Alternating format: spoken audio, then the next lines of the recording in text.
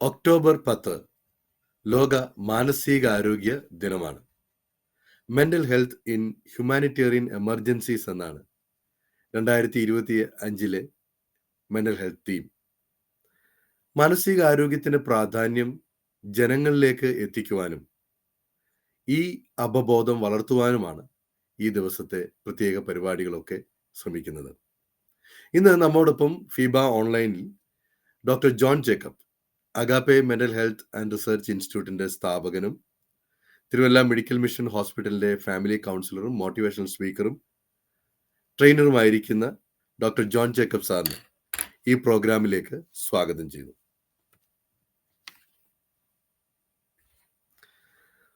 മാനസിക ആരോഗ്യത്തിന്റെ പ്രാധാന്യം ഏറി വരുന്ന ഈ കാലഘട്ടത്തിൽ മാനസിക ആരോഗ്യത്തിന്റെ ഘടകങ്ങൾ എന്തൊക്കെയാണ്? എന്താണ് മാനസിക ആരോഗ്യം എന്ന് പറഞ്ഞാൽ നാം മനസ്സിലാക്കേണ്ടത്? Over to doctor John Jacob.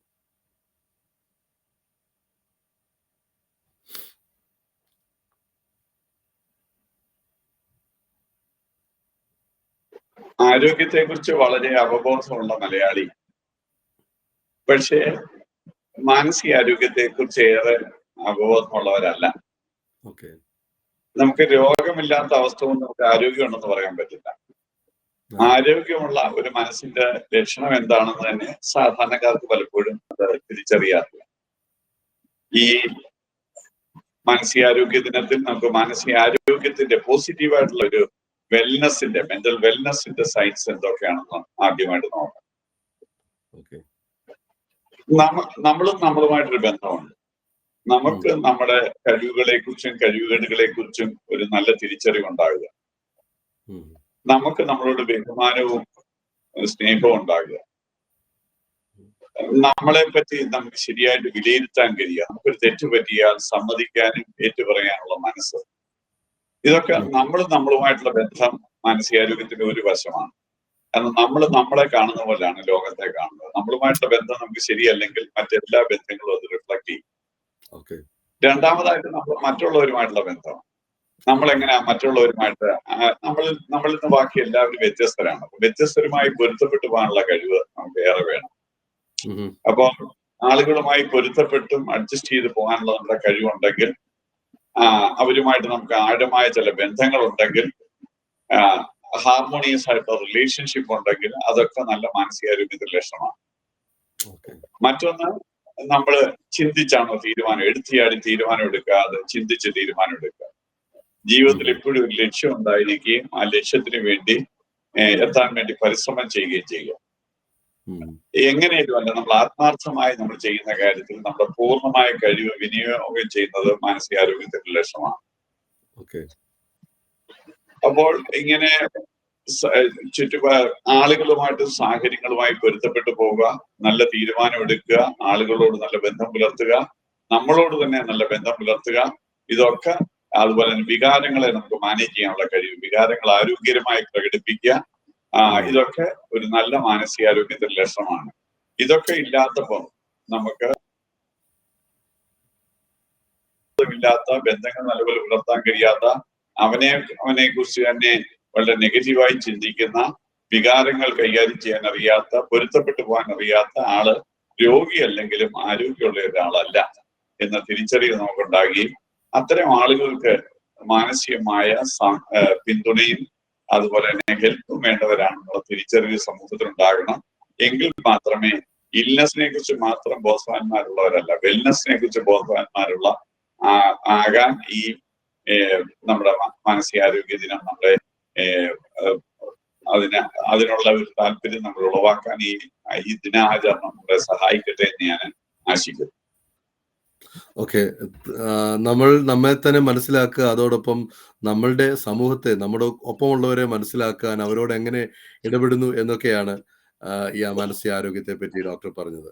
Doctor, നമ്മൾ എങ്ങനെ നമ്മുടെ മനസ്സിലേക്ക് ഒരു പല രീതിയിലുള്ള ചോദ്യങ്ങൾ അല്ലെങ്കിൽ പല രീതിയിലുള്ള ചിന്തകളൊക്കെ വരാറുണ്ട്. ഓരോ ദിവസവും ഓരോ മനുഷ്യന്റെ മനസ്സിലൂടെ കടന്നു പോകുന്ന ചിന്തകളുടെ എണ്ണം ആയിരക്കണക്കിന് ചിന്തകളാണ്. ഈ ചിന്തകൾ നമ്മുടെ മനസ്സിലേക്ക് വരുമ്പോൾ അതിനോട് എങ്ങനെ പ്രതികരിക്കുന്നു, അത് എങ്ങനെ പ്രതികരിക്കണം എന്ന് തീരുമാനിക്കുന്നത് ആ മാനസികമായ ആരോഗ്യത്തിന്റെ ഒരു പ്രധാന ലക്ഷണമല്ലേ? മാനസികാരോഗ്യത്തിൽ അത് ബാധകമല്ലേ? അതെ, തീർച്ചയായിട്ടും എങ്ങനെ നമ്മൾ ചിന്തിക്കണം, എങ്ങനെ പ്രവർത്തിക്കണം, ആ അതുപോലെ തന്നെ സന്ദർഭോചിതമായ വികാരം പ്രകടിപ്പിക്കണം. ഇതൊക്കെ മാനസികാരോഗ്യത്തിന്റെ നല്ല ലക്ഷണങ്ങളാണ്.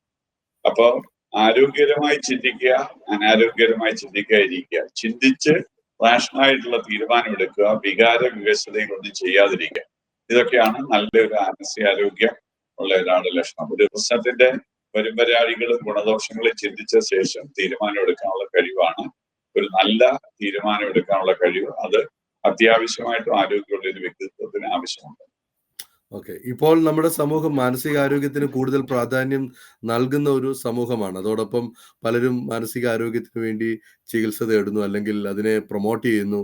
അത് നമ്മുടെ ശരീരത്തിന്റെ ആരോഗ്യത്തോടൊപ്പം തന്നെ ഫിസിക്കൽ വെൽനസിനോടൊപ്പം തന്നെ മാനസികാരോഗ്യവും പ്രാധാന്യമെന്ന് നാം മനസ്സിലാക്കുന്നു. എന്നാൽ നമുക്ക് പനി വന്നാൽ അല്ലെങ്കിൽ ചുമയുണ്ടെങ്കിൽ അത് പല സിംപ്റ്റംസ് ഉണ്ട്. അതിന് ചില സയൻസ് ഉണ്ട്. അതിന് നമുക്ക് മനസ്സിലാക്കാൻ പറ്റും. ഇതിപ്പം എന്ത് രോഗമാണെന്നൊക്കെ മനസ്സിലാക്കാൻ സാധിക്കുന്നുണ്ട്. അപ്പം മാനസിക ആരോഗ്യം അത് മനസ്സിലാക്കുന്നത് എങ്ങനെയാണ്? അതിന് പല മാർഗങ്ങളും ഉണ്ടെങ്കിലും എന്താണ് അത് മനസ്സിലാക്കാനുള്ളൊരു എന്താണ് സൈക്കോളജിസ്റ്റും ഡോക്ടേഴ്സും അതുപോലെ കൗൺസിലേഴ്സും ഒക്കെ ചെയ്യുന്നത്? ഞാനിപ്പം പറഞ്ഞ പോലെ നമുക്ക് മാനസികാരോഗ്യത്തിനെ ഒരു സ്പെക്ട്രത്തെ വെൽനെസ്സിനും ഇൽനെസ്സിനും ഇടയ്ക്കുള്ള ഒരു വലിയ സ്പെക്ട്രം ഉണ്ട്. ഒന്ന് വെൽനെസ് ഉള്ള കുറച്ചു പേരുണ്ട്, ഇൽനെസ് ഉള്ള കുറച്ചു പേരുണ്ട്. ബാക്കി മേജർ ഒരു 75% സമൂഹവും ഈ വെൽനെസ്സിനും ഇൽനെസ്സിനും ഇടയ്ക്ക് നിൽക്കുന്നവരാണ്. അതിൽ ചിലര് വെൽനെസ്സിനോട് അടുത്ത് നിൽക്കുന്നു, ചിലര് സിക്നെസ്സിനോട് അടുത്ത് നിൽക്കുന്നു. അതുകൊണ്ട് ഈ സ്പെക്ട്രത്തിൽ ഞാൻ എവിടെയാ നിൽക്കുന്നതെന്നുള്ള അവബോധം ഓരോരുത്തർക്കും ഉണ്ടാകുകയും അതിൽ തന്റെ നില മെച്ചപ്പെടുത്താനും കൂടുതൽ വെൽനെസ്സിലേക്ക് മൂവ് ചെയ്യാനും എല്ലാവരും ശ്രമിക്കണം. അതാണ് ഒരു നല്ല വ്യക്തിത്വത്തിന്റെ ലക്ഷണം. അപ്പൊ നമ്മൾ പുരോഗമിക്കണം, വളരണം. അപ്പൊ അങ്ങനെ ഉണ്ടാകുമ്പോൾ നമ്മൾ സിക്നെസ്സിന്റെ ലക്ഷണങ്ങൾ നമുക്ക് മനസ്സിലാക്കാം. ഒന്ന്, പ്രധാനമായിട്ടും നമ്മുടെ ഏറ്റവും കോമൺ ആയിട്ടുള്ള സിക്നെസ്, കോമൺ ആയിട്ടുള്ള സിക്നെസ് വിഷാദവും ഉത്കണ്ഠയുമാണ്. അപ്പൊ വിഷാദവും ഉത്കണ്ഠയുടെയും പ്രധാന ലക്ഷണങ്ങൾ നമ്മൾ കണ്ടു കഴിഞ്ഞാൽ നമുക്ക് എന്തൊക്കെയാണ് ഉത്കണ്ഠ എന്ന് തിരിച്ചറിയാൻ പറ്റും. അമിത ഉത്കണ്ഠ എല്ലാവർക്കും ഉണ്ട്. പക്ഷെ അമിത ഉത്കണ്ഠയുടെ ലക്ഷണം ഒന്ന്, കൈയും കാലും തണുക്കുക, വേർക്കുക. ഇത് ഒരു കാര്യം. മറ്റൊന്ന്, ശ്വാസം തന്നെ വലിക്കാൻ ബുദ്ധിമുട്ട് അനുഭവപ്പെടുക, ഹൃദയമെടുപ്പ് കൂടുക, ശാന്തമാകാൻ കഴിയാത്തതുപോലെ ഇരിക്കുക, എപ്പോഴും റെസ്റ്റ് ആകാൻ പറ്റുന്നില്ല, തൊണ്ട വരളുക, ഛർദിക്കാൻ വരിക, ഉറങ്ങാൻ പറ്റാത്ത അവസ്ഥ, മസിലെല്ലാം കൂടെ വലിഞ്ഞു മുറുകിയ അവസ്ഥ. ഇതൊക്കെയാണ് നമ്മൾ ആൻഷ്യസ് ആകുമ്പോൾ ഉണ്ടാകുന്ന ഫിസിക്കൽ ചേഞ്ചസ്. അതുപോലെ തന്നെ വിഷാദം ഉണ്ടാകുമ്പോൾ ഉള്ള ഫിസിക്കൽ ചേഞ്ചസ് നമ്മൾ മനസ്സിലാക്കിയിരിക്കുന്ന നല്ലതാണ്. വിഷമമല്ല വിഷാദം. വിഷാദം കുറച്ചുകൂടി സീരിയസ് ആയ ഒരു അവസ്ഥയാണ്. വിഷമം എല്ലാവർക്കും ഉണ്ടാകുന്നതാണ്. വിഷാദം ഒരു പീരീഡ് ഓഫ് ടൈമിലേക്ക് നമുക്കൊരു മൂഡ് വരുന്നതാണ് വിഷാദം. മറ്റേ ഒരു അഫക്റ്റ് എന്ന് പറയുമ്പോൾ ഒരു ഷോർട്ട് പീരീഡ് ആണ്. മൂഡ് എന്ന് പറയുമ്പോൾ ഒരു ലോങ് പീരീഡിലേക്ക് വരുന്നതാണ്. അത് ജീവിതത്തെ കുറിച്ചുള്ള അസംതൃപ്തി, കുറ്റബോധം, ആശയില്ലായ്മ, ഒന്നിനോടും താല്പര്യമില്ലാത്ത ഒരു അവസ്ഥ, എപ്പോഴും വിഷമിച്ചിരിക്കുക, ഒന്നിലും സന്തോഷിക്കാൻ പണ്ട് സന്തോഷിച്ചിരുന്ന കാര്യങ്ങളൊന്നും ഇപ്പൊ സന്തോഷിക്കാൻ പറ്റുന്നില്ല. ഉറക്കത്തെ ആണെങ്കിൽ ഒന്നുറങ്ങി കഴിഞ്ഞിട്ട് ഒരു മിഡ് നൈറ്റ് കഴിഞ്ഞിട്ട് എഴുന്നേൽക്കുക, പിന്നെ ഉറക്കം കിട്ടാൻ ബുദ്ധിമുട്ട്, അല്ലെങ്കിൽ മുഴുവൻ സമയം കിടന്നുറങ്ങുക. ഉറക്കം കൂടുക അല്ലെങ്കിൽ കുറയുക. ശരീരത്തിലാണെങ്കിൽ ചിലർക്ക് അമിത വിശപ്പ്, ചിലർക്ക് വിശപ്പില്ലായ്മ. അതുകൊണ്ട് തന്നെ വിശപ്പുള്ളവര് ഭക്ഷണം കഴിച്ചിട്ട് പെട്ടെന്ന് വെയിറ്റ് ഗെയിൻ വെക്കുക, അല്ലാത്തവർക്ക് പെട്ടെന്ന് വെയിറ്റ് ലോസ് വരിക. തളർച്ച, സ്വസ്ഥമായ തിരിക്കാൻ പറ്റാതിരിക്കുക, അതുപോലെ തന്നെ എപ്പോഴും ഇറിറ്റബിൾ ആയിട്ട് ഉള്ള സ്വഭാവം കാണിക്കുക, ദേഷ്യം, കരച്ചിൽ, അതുപോലെ തന്നെ സമൂഹത്തിൽ നിന്ന് ഒറ്റതിരിഞ്ഞിരിക്കാനുള്ള ആഗ്രഹം. ചിന്തയാണെങ്കിൽ എപ്പോഴും നെഗറ്റീവ് ചിന്തകൾ വന്നുകൊണ്ടിരിക്കുക, ഏകാഗ്രത കിട്ടുന്നില്ല, പ്രവർത്തനങ്ങൾ സൈക്കോമോട്ടോർ റിട്ടാർഡേഷൻ എന്ന് പറയും, ശരീരം തന്നെ പ്രവർത്തനം ശേഷി കുറയുക. പണ്ട് 1 മണിക്കൂർ കൊണ്ട് ചെയ്യുന്ന കാര്യം ഇപ്പൊ 4 മണിക്കൂർ കൊണ്ട് ചെയ്യാൻ പറ്റും. നടപ്പ് സ്ലോ ആയി, പ്രവർത്തനങ്ങൾ സ്ലോ ആയി, ചിന്ത സ്ലോ ആയി, മൂവ്മെന്റ് സ്ലോ ആയി, എല്ലാം സ്ലോ ആകുക. അതുപോലെ തന്നെ എന്തിനാ ഞാൻ ഇരിക്കുന്നതെന്നുള്ള ഒരു ചിന്ത വന്നിട്ട് മരിക്കാനുള്ള ചിന്ത മനസ്സിൽ വരിക, സൂയിസൈഡൽ ഐഡിയേഷൻ വരിക. ഇതൊക്കെയാണ് പ്രധാനപ്പെട്ട വിഷാദം ഉണ്ടാകുമ്പോഴുള്ള ലക്ഷണങ്ങൾ.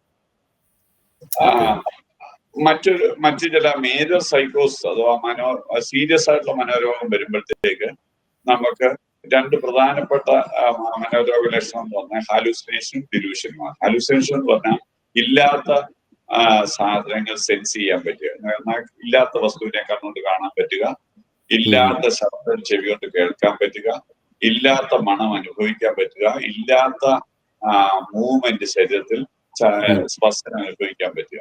ഇങ്ങനെ ആക്ച്വലി അവിടെ ഒന്നുമില്ല, പക്ഷെ ഇവർക്ക് അത് അനുഭവിക്കാൻ പറ്റും. അത് തോന്നുമല്ല, അവർക്ക് റിയലി എക്സ്പീരിയൻസ് ചെയ്യാൻ പറ്റും.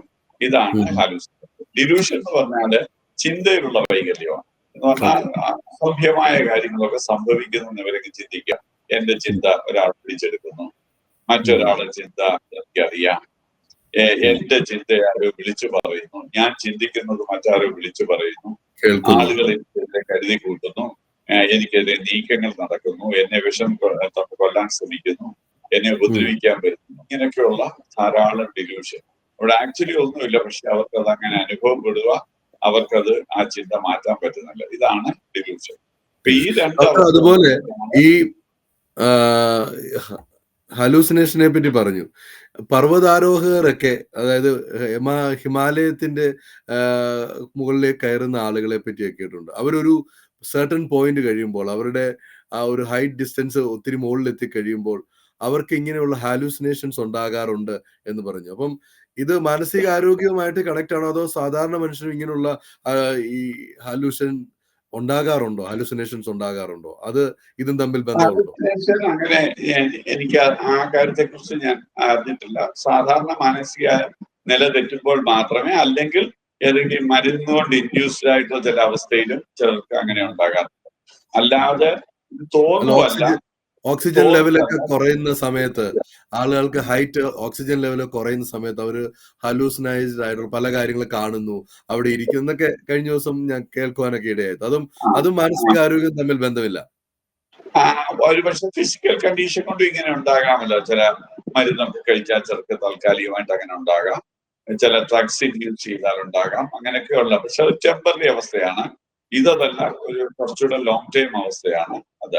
ചിലപ്പോൾ മറ്റേത് ആ ഒരു കണ്ടീഷൻ മാറുമ്പോൾ അങ്ങ് പെട്ടെന്ന് മാറി. ഇത് അല്ലാതെ തന്നെ എപ്പോഴും അവർക്ക് അനുഭവപ്പെടുന്ന ഒരു അവസ്ഥയാണ്.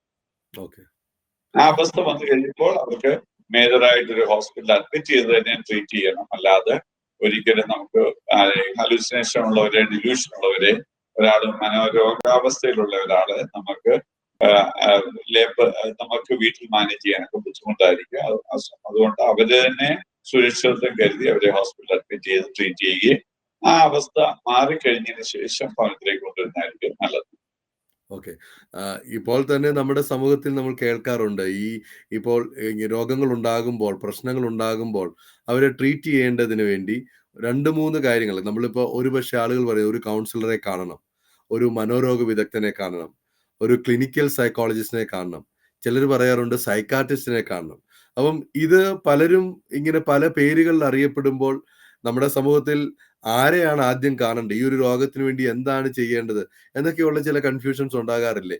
ഈ പല രീതിയിൽ ലേബലിൽ അറിയപ്പെടുന്ന ആളുകൾ എന്തുകൊണ്ടാണ് ആ പേരുകൾ അറിയപ്പെടുന്നത്? ആരെയാണ് നമ്മൾ മാനസികാരോഗ്യം ഉണ്ടായാൽ ആദ്യം കാണേണ്ടത് എന്ന് ഉള്ള കൺഫ്യൂഷൻ? സൈക്കാട്രിസ്റ്റ് എന്ന് പറയുന്നത് ഡോക്ടേഴ്സ് ആണ്. അവർ MBBS കഴിഞ്ഞ് DPMO MDO പഠിച്ച മെഡിക്കൽ ഡോക്ടേഴ്സ് ആണ്. അവരാണ് മെഡിസിൻ പ്രിസ്ക്രൈബ് ചെയ്യുന്നത്. മറ്റ് മാനസിക വിദഗ്ധരാരും തന്നെ മെഡിസിൻ പ്രിസ്ക്രൈബ് ചെയ്യത്തില്ല. അതുകൊണ്ട് മെഡിസിൻ ആവശ്യമുള്ള കേസുകൾ, പ്രത്യേകിച്ച് മുമ്പേ പറഞ്ഞ സൈക്കോട്ടിക് ഫീച്ചേഴ്സോ അല്ലെങ്കിൽ സീരിയസ് ആയിട്ടുള്ള ചിന്താ വൈകല്യങ്ങളോ പ്രശ്നങ്ങളോ ആണെങ്കിൽ, ഉറക്കത്തിനൊക്കെ പ്രശ്നമുണ്ടെങ്കിൽ തീർച്ചയായിട്ടും ആദ്യം സൈക്കാട്രിസ്റ്റിനെ കണ്ട് മനസ്സൊന്ന് ശാന്തമായതിനു ശേഷം പിന്നീട് കൗൺസിലിങ്ങിനോ സൈക്കോതെറാപ്പിക്കോ പോകുന്നതാണ് നല്ലത്. എന്നാൽ അബ്നോർമാലിറ്റിയാണ്, ചിന്തിക്കാൻ കഴിവുണ്ട്, റിയാലിറ്റി ബോധമുണ്ട്, ഇൻസൈറ്റ് ഉണ്ടെങ്കിൽ അവര് ആദ്യം സൈക്കോതെറാപ്പിക്കോ കൗൺസിലിങ്ങിനോ പോയിട്ട് ആവശ്യമെങ്കിൽ അവരുടെ നിർദ്ദേശപ്രകാരം ഒരു സൈക്കാട്രിസ്റ്റിനെ സെക്കൻഡറി ആയിട്ട് കണ്ടാൽ മതി. എല്ലാ കേസുകളിലും സൈക്കാട്രിസ്റ്റിനെ കാണേണ്ട ആവശ്യമില്ല. ലഘു മാനസിക പ്രശ്നങ്ങള് പലതും നമുക്ക് സൈക്കാട്രിസ്റ്റ് ഇല്ലാതെ തന്നെ അവർക്ക് സൗഖ്യമാക്കാൻ പറ്റും. എന്നാൽ സീരിയസ് ആയിട്ടുള്ള സൈക്കാട്രിക് ക്ലയൻസ് തീർച്ചയായിട്ടും ആദ്യം സൈക്കാട്രിസ്റ്റിനെ കണ്ട് അവരുടെ മേജറായിട്ടുള്ള സിംറ്റംസ് നിയന്ത്രണ വിധേയമാക്കിയിട്ട് പിന്നെ കൗൺസിലിംഗോ സൈക്കോതെറാപ്പിക്കോ പോകുന്നതാണ് നല്ലത്. അപ്പൊ അതിന്റെ അർത്ഥം ഇതൊരു ടീമായിട്ടാണ് കാര്യങ്ങൾ, ഒരു ടീം ഓഫ് പീപ്പിൾ ഒരുമിച്ച് വർക്ക് ചെയ്യുകയാണ് മാനസികാരോഗ്യത്തിന് എന്നുള്ളതാണ് അല്ലെ? ടീമായിട്ടാണ് ചെയ്യേണ്ടത്. ആ ടീം എങ്ങനെ ചെയ്യണം എന്നുള്ളത് ഒരു മേജർ ഒരാൾ അബ്നോർമൽ ലെവലിലാണെങ്കിൽ തീർച്ചയായിട്ടും ഒരു സൈക്കാട്രിസ്റ്റ് ആണ് ആദ്യം കാണേണ്ടത്. ഒരു മെഡിക്കൽ ട്രീറ്റ്മെന്റ് ആണ് ആദ്യം വേണ്ടത്. എന്നാൽ നോർമൽ ക്ലയൻസ് വിത്ത് അവർക്ക് ചിന്തിക്കാനും വിലയിരുത്താനുള്ള കഴിവുണ്ടെങ്കിൽ ആദ്യം ഒരു സൈക്കോളജിസ്റ്റിനെ കണ്ട് അവരെ കാര്യങ്ങൾ ചർച്ച ചെയ്തതിനു ശേഷം ആവശ്യമെങ്കിൽ ഒരു സൈക്കാട്രിസ്റ്റിനെ കണ്ടാൽ. പ്രൈമറി സൈക്കോളജിക്കൽ ഹെൽപ്പും സെക്കൻഡറി മെഡിക്കേഷനും, മറ്റിടത്ത് പ്രൈമറി സൈക്കോട്ടിക് ഫീച്ചേഴ്സിനകത്ത് പ്രൈമറി മെഡിക്കൽ കേസും സെക്കൻഡറി ആയിട്ട് സൈക്കോളജിക്കൽ ഹെൽപ്പുമാണ് വേണ്ടത്. ഓക്കെ. ഡോക്ടർ ആയിരക്കണക്കിന് രോഗികളെ അല്ലെങ്കിൽ ക്ലയൻസിനെ കാണുകയും അവരെ സഹായിക്കുകയും ചെയ്തിട്ടുണ്ട്. ഇപ്പം മാനസികാരോഗ്യത്തിന്റെ നീഡ്, അപ്പം ആളുകൾ വന്ന് നമ്മളോട് പറയുന്ന പല കാര്യങ്ങളും, പ്രശ്നങ്ങൾ പൊതുവെ കഴിഞ്ഞ ഒരു 5 വർഷത്തെ പ്രശ്നങ്ങൾ തന്നെയാണോ ഇപ്പോഴും പറയുന്നത്, അതോ അവരുടെ നീഡിന് വ്യത്യാസം ഉണ്ടായിട്ടുണ്ടോ, അവരുടെ പ്രശ്നങ്ങൾക്ക് വ്യത്യാസം ഉണ്ടായിട്ടുണ്ടോ ഈ ഡിജിറ്റൽ യുഗത്തിൽ? തീർച്ചയായിട്ടും നമ്മുടെ സമൂഹത്തിന് ഒരു അഗ്രികൾച്ചർ ബേസ്ഡ് സൊസൈറ്റി ആയിരുന്നു നമ്മള്. അത് ശാന്തമായി ജീവിച്ചവരായിരുന്നു. സ്ട്രെസ് ഒക്കെ കുറഞ്ഞ ഗ്രാമീണ അന്തരീക്ഷത്തിൽ ഫാമിലിയുടെ വലിയ സപ്പോർട്ട് സിസ്റ്റം ഉള്ള ഒരു സിസ്റ്റത്തിലാണ് ഇന്ത്യൻ ജനത പൊതുവെ ജീവിച്ചിരുന്നത്. എന്നാൽ പെട്ടെന്ന് നമ്മളെ കുറച്ചുകൂടെ അർബനൈസേഷനിലേക്ക് പോയി. അങ്ങനെ കുടുംബത്തിൽ തന്നെ ഭാര്യ ഭർത്താവ് ജോലിക്ക് തുടങ്ങി. മാത്രമല്ല ജോയിന്റ് ഫാമിലി ന്യൂക്ലിയർ ഫാമിലിയായി. ഇത്തരം മാറ്റങ്ങളൊക്കെ വന്നതോടെ പൊതുവായിട്ട് നമുക്ക് കാര്യമായിട്ടുള്ള മാറ്റം നമ്മുടെ ജീവിതശൈലിയിലും സ്ട്രെസ്സിലും ഒക്കെ ഉണ്ടായി. അതുപോലെ തന്നെ മനുഷ്യനുമായിട്ടുള്ള ബന്ധം ഏറെ കുറഞ്ഞു. പ്രത്യേകിച്ച് കോവിഡാനന്തരം ആളുകൾ കൂടുതൽ ഓൺലൈനിലേക്ക് ആശ്രയിക്കാൻ തുടങ്ങിയതും മനുഷ്യരുമുള്ള കമ്മ്യൂണിക്കേഷൻ വളരെ കുറഞ്ഞു. വീട്ടിലുള്ളവർ തമ്മിലുള്ള കമ്മ്യൂണിക്കേഷൻ തന്നെ കുറഞ്ഞു. ഇതൊക്കെ മനുഷ്യനൊരു സാമൂഹിക ജീവിയായിട്ട് സൃഷ്ടിക്കപ്പെട്ടവനാകുന്നത് കൊണ്ട് മനുഷ്യരിൽ നിന്ന് അന്യപ്പെടുമ്പോൾ, പ്രകൃതിയിൽ നിന്ന് അന്യപ്പെടുമ്പോൾ, അവന് റെസ്റ്റ് ഇല്ലാതെ വരുമ്പോൾ, സ്ട്രെസ് മാനേജ് ചെയ്യാതെ വരുമ്പോൾ പുതിയ പുതിയ മാനസിക പ്രശ്നങ്ങളിലേക്ക് അവൻ കടന്നു പോവുകയാണ്. പുതിയ അഡിക്ഷൻസിലേക്ക്, പുതിയ ബന്ധങ്ങളിലേക്ക്, റിലേഷൻഷിപ്പ് പ്രോബ്ലം, അതുപോലെ തന്നെ പെട്ടെന്ന് വികാരം കിട്ടാൻ പറ്റുന്ന ഡോപാമിൻ പെട്ടെന്ന് കൂട്ടുന്ന പല ശീലങ്ങളിലേക്ക് പോകും. Game addiction, phone addiction, behavioural addiction. ഇതൊക്കെ എന്ന് പറഞ്ഞാൽ ലോങ് ടൈം ഒരു സാറ്റിസ്ഫാക്ഷൻ കിട്ടുന്ന കാര്യത്തെക്കാളും ഷോർട്ട് ടൈം ആയിട്ടുള്ള സംതൃപ്തി കിട്ടുന്ന കാര്യങ്ങളിലേക്ക് ആളുകൾ ടേൺ ചെയ്യാൻ തുടങ്ങിയതോടെ അത് അവരെ പലപ്പോഴും അഡിക്ഷനിലേക്കൊക്കെ നയിക്കുന്നു. ആ ഒരു സ്ഥിതി ഇപ്പോൾ വളരെ കോമൺ ആണ്. അതൊന്നും പണ്ടില്ലാത്ത ധാരാളം പുതിയ പുതിയ ഇഷ്യൂസ് ഗെയിമുമായിട്ട് ബന്ധപ്പെട്ട്, മൊബൈലുമായിട്ട് ബന്ധപ്പെട്ട്, ഫാമിലി റിലേഷൻഷിപ്പിലെ ബന്ധങ്ങളില് ഒക്കെ വലിയ ട്രാൻസിഷനാണ് സമൂഹത്തിൽ ഉണ്ടാകുന്നത്. മാത്രമല്ല സംഘർഷവും സ്ട്രെസ്സും കൂടിയത് കൊണ്ട്, വെല്ലുവിളികൾ കൂടിയത് കൊണ്ട്, അത് സപ്പോർട്ട് ചെയ്യാനുള്ള സപ്പോർട്ട് സിസ്റ്റം കുറഞ്ഞത് കൊണ്ട് അത് സൈക്കോളജിക്കലി കൂടുതൽ ആൾക്കാരെ അഫക്ട് ചെയ്യാൻ തുടങ്ങിയതായിട്ടാണ് കാണുന്നത്. ഓക്കെ. ഡോക്ടർ പറഞ്ഞ പോലെ ഓരോ ദിവസം കഴിയുന്തോറും മാനസികാരോഗ്യ പ്രശ്നങ്ങൾ വർദ്ധിച്ചു വരികയാണ് സമൂഹത്തിൽ.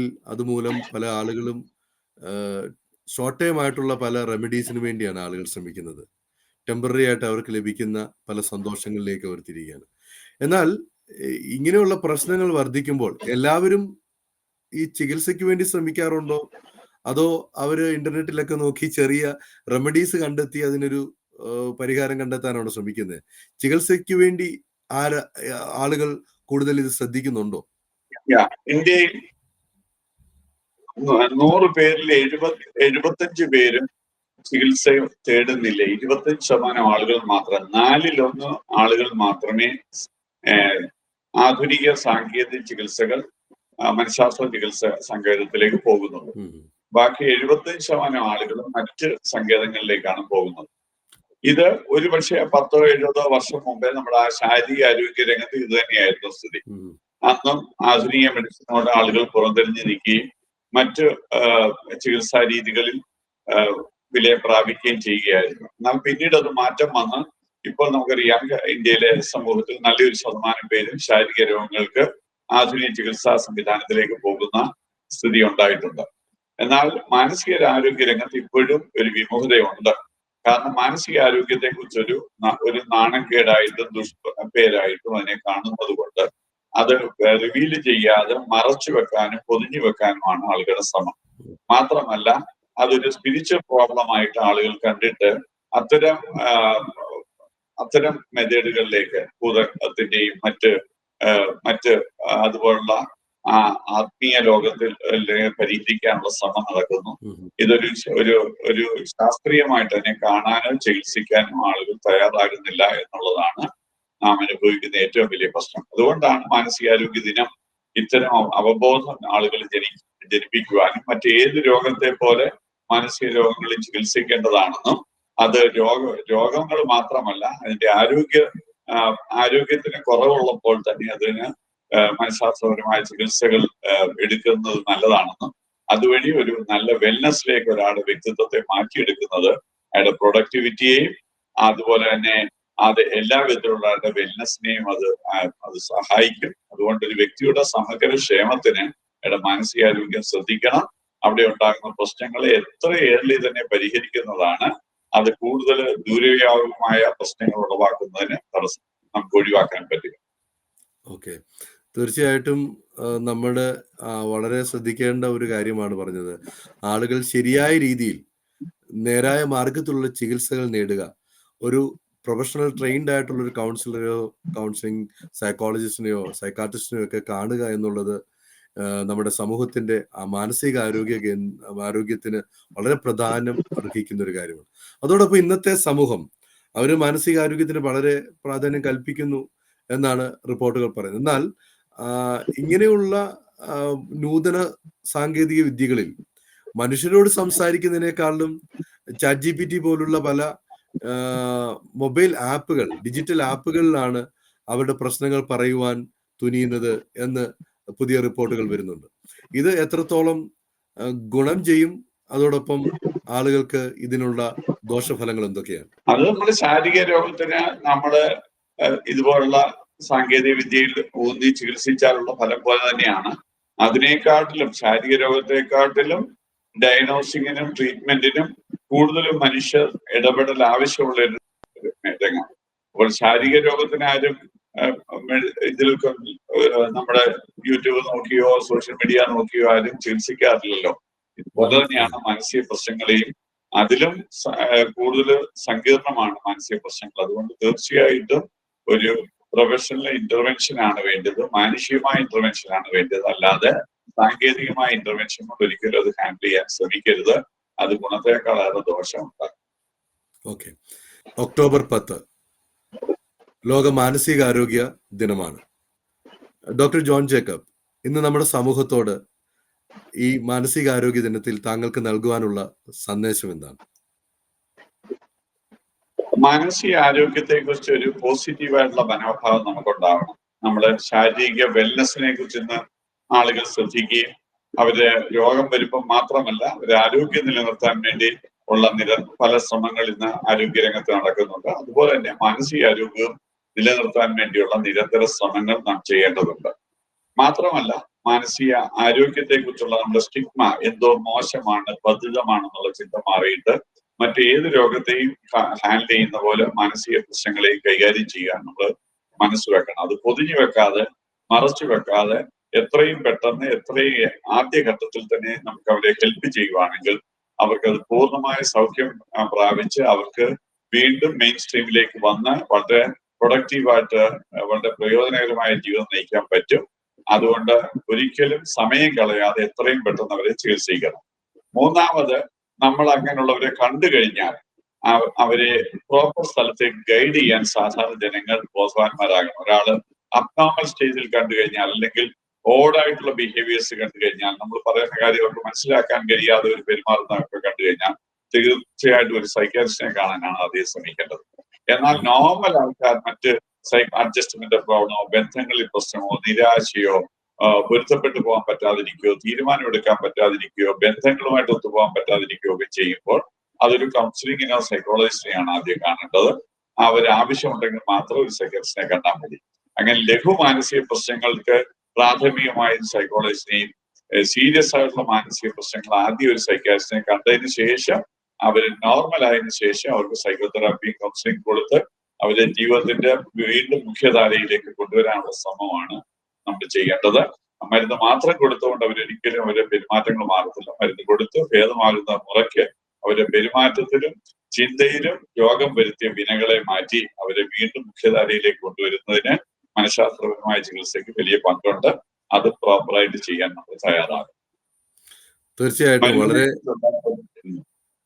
മരുന്നിനെ കുറിച്ച് ഒത്തിരി തെറ്റിദ്ധാരണകളുണ്ട്. മരുന്ന് കഴിച്ചാൽ ആൾക്കാര് അത് അപകടകരമാണ്, ദോഷമാണ്, ലൈഫ് ലോങ് കഴിക്കണം എന്നൊക്കെയുള്ള മിഥ്യാധാരണകളൊക്കെ മാറ്റി പ്രോപ്പറായിട്ടുള്ള ചികിത്സ കൊടുത്തു കഴിഞ്ഞാൽ മറ്റേത് രോഗം പോലെ ചില രോഗങ്ങൾക്ക് വളരെ ഷോർട്ട് ട്രീറ്റ്മെന്റ് കൊണ്ട് തന്നെ അവർക്ക് ജീവിതത്തിലേക്ക് തിരിച്ചു വരാൻ പറ്റും. വളരെ കുറച്ച് രോഗങ്ങൾക്ക് മാത്രമേ ഉള്ളൂ ദീർഘകാല ചികിത്സയുടെ ആവശ്യം. ഈ തിരിച്ചറിവോടെ പെരുമാറുവാൻ ആളുകൾ തയ്യാറാകണമെന്നാണ് ഈ മാനസിക ആരോഗ്യ ദിനത്തെ എനിക്ക് പൊതുജനങ്ങളോട് പറയാനുള്ളത്.